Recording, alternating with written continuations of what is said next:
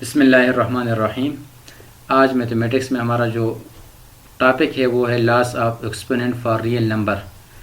जब हमारे पास मैथमेटिक्स में एक्सपोनेंट आते हैं तो उसको हमने कैसे सॉल्व कर देना है, तो मैथ्स में हमारे पास उसके लिए कुछ प्रिंसिपल है, कुछ रूल है, उसके तहत उसको हम सॉल्व करते हैं। तो यहाँ पर रूल को जाने से पहले यहाँ पर हम देखते हैं कि एक्सपोनेंट क्या होता है। तो इधर हमने लिखा है 5 की पावर 3। ये जो 5 है इसे हम कहते हैं बेस, और ये जो 3 है इसको हम कहते हैं एक्सपोनेंट। अब यहाँ पर फर्स्ट रूल हमारे पास क्या है, a की power m multiplied by a की power n is equal to a की पावर m प्लस n। अब ये जो रूल हमें क्या कहता है कि जब आपके पास यानी अगर यहाँ पर आप देखें तो बेस हमारे पास a है, इधर भी हमारे पास बेस a है, तो इससे हमने सिंगल बेस लेना है, पावर को हमने ऐड कर देना है। यहाँ पर इसके लिए एग्जांपल हम लिख देते हैं, फॉर एग्जांपल 2 की पावर 3 मल्टीप्लाइड बाई 2 की पावर 4। अब यहाँ पर चूंकि हमारे पास बेस सेम है, यहाँ पर भी 2 है, यहाँ पर भी 2 है, तो सिंगल हम बेस लेंगे यानी 2 हम लेंगे, पावर को हम ऐड करेंगे या एक्सपोनेंट को हम ऐड करेंगे, तो 4 प्लस 3 इज इक्वल टू 7। यह हमारा फर्स्ट रूल हो गया है।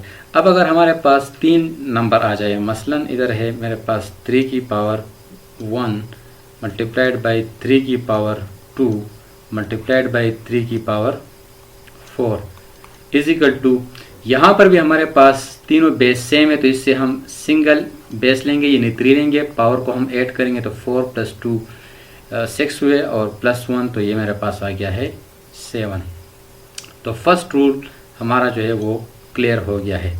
अब आते हैं सेकंड रूल की तरफ। सेकंड रूल में हमारे पास है कि a की पावर m और फिर हमारे पास जो है वो होल की पावर n है इज इक्वल टू a की पावर m n है। अब ये रूल हमें क्या कहता है कि जब आपके पास बेस हो, उसके ऊपर पावर हो, फिर होल पावर हो, तो आपने बेस वही लिख देना है और पावर को आपने एक दूसरे के साथ वो मल्टीप्लाई कर देना है। तो यहाँ पर इसका एग्जांपल हम लिख देते हैं कि मेरे पास मान लेते हैं कि इधर है 2 की पावर 3 होल की पावर मेरे पास है 4, तो यहाँ पर यही बेस हम लेंगे यानी 2 हम लेंगे और ऊपर जो एक्सपोनेंट है इसको हम आपस में मल्टीप्लाई करेंगे, तो मेरे पास इधर आएगा 12, इधर मेरे पास 12 आएगा। एक और एग्जांपल यहाँ पर मैं लिख देता हूँ कि 5 की पावर 2 और यहाँ पर होल की पावर मेरे पास है 3, तो इसका आंसर मेरे पास आ जाएगा 5। एक्सपोनेंट एक दूसरे के साथ मल्टीप्लाई होंगे तो इनसे मेरे पास आएगा 6। तो सेकंड रूल भी हमारा जो है वो क्लियर हो गया है। अब हम आते हैं थर्ड रूल की तरफ। थर्ड नंबर रूल हमारे पास क्या है, तीसरा रूल वो कहता है कि a की power m multiplied by b की power m is equal to A B whole की पावर m। ये रूल हमें ये कहता है कि जब आपके पास बेस डिफरेंट हो लेकिन आपके पास पावर जो है वो आपके पास सेम हो, तो फिर आपने बेस को मल्टीप्लाई कर देना है और सिंगल आपने पावर लिख देना है। फॉर एग्जांपल मेरे पास है 2 की पावर 5 मल्टीप्लाइड बाई 3 की पावर 5। यहाँ पर अगर आप देखें तो मेरे पास बेस जो है वो डिफरेंट है लेकिन पावर मेरे पास क्या है, एक्सपोनेंट वो सेम है। तो यहाँ पर मैं इसको इस तरह लिख सकता हूँ कि 2 की पावर 3, यहाँ पर होल की पावर में क्या लिखूंगा, सिंगल जो है वो पावर यानी 5 लिखूंगा, तो मेरे पास ये इक्वल हुआ 3 मल्टीप्लाइड बाई 2, तो ये मेरे पास 6 हुआ और पावर इसका आएगा 5 आएगा। हमारा तीसरा रूल जो है वो भी ओके हो गया है।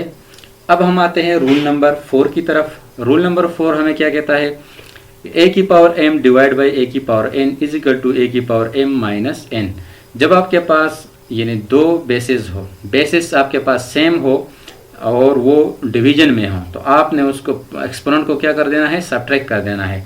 इसके लिए एग्जांपल यहाँ पर हम लिख देते हैं कि मान लेते हैं कि मेरे पास है 7 की पावर 3 डिवाइड बाई 7 की पावर 2। अब अगर आप देखें तो मेरे पास इस लाइन के ऊपर बेस क्या है, 7 है, नीचे भी मेरे पास बेस क्या है, 7 है, तो यहाँ पर इसको मैं इस तरह लिख सकता हूँ कि 7 एक्सपोनेंट 3 माइनस इस 2 को मैं ऊपर लेके जाऊँगा तो मेरे पास क्या आएगा, -2। यहाँ पर इज इक्वल टू 7 की पावर ये 1 बनेगा, तो 7 की पावर 1 इज इक्वल टू 7। एक और एग्जांपल यहाँ पर हम सॉल्व कर देते हैं कि मेरे पास है 8 की पावर 3 डिवाइड बाई 8, इस तरह है। अब यहाँ पर भी हमारे पास बेस जो है वो सेम है, बेस हमारे पास 8 है, तो इधर हमने 8 लिखा। क्योंकि 3 जो है एक्सपोनेंट ये ज़्यादा है, तो कम एक्सपोनेंट वाले को हम ऊपर लेके जाएंगे, तो 3 माइनस इसका पावर क्या है 1 है, तो यहाँ पर मैं 1 लिखूँगा। इससे आंसर मेरे पास आएगा 8 की पावर 2 आ जाएगा। तो हमारा रूल नंबर 4 जो है वो भी कंप्लीट हो गया है। रूल नंबर 5 की तरफ बढ़ते हैं। रूल नंबर 5 हमें कहता है कि a की power -1 is equal to 1 over a।